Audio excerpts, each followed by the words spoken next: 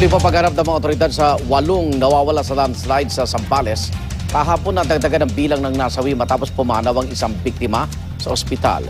At para sa detalye, may live report si Bam Alegre. Bam!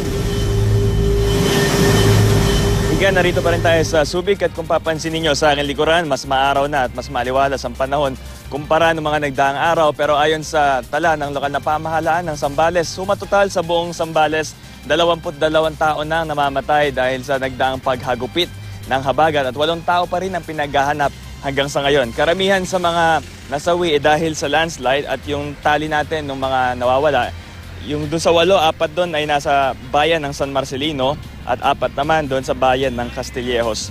At yung isa nga sa mga bagong casualty naman galing din sa bayan ng San Marcelino na confined pa sa ospital pero critical na ang kondisyon niya hanggang bawian ito ng buhay kahapon.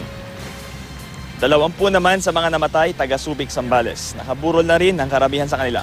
Kasabay ng pagbisita kahapon ni Zambales Governor Hermogenes Ebdane sa mga namatayan, nagsagawa rin ang Mines and Geosciences Bureau ng DNR ng visual inspection muli sa mga pinangyarihan ng landslide. At sa kanilang pananaliksik, patatandaan natin na sinasabi nila na 3 sa mga 16 na barangay ng Subic ang landslide prone. At nung nagpunta rin tayo sa pinangyarihan ng landslide kahapon, Igan, may nakita tayo rong aso na siya na lang yung natira. Yan nakikita nyo ngayon sa mga TV screen. Siya na lang yung natira sa kanilang pamilya dahil lahat ng mga nag-aalaga sa kanya ay natabunan ng lupa. At hindi siya umaalis siya sa kinalalagyan niya at parang hinahanap niya yung kanyang mga amo. Yan ang latest dito sa Subic, Zambales. Balik sa'yo, Igan. Maraming salamat, Bam Alegre.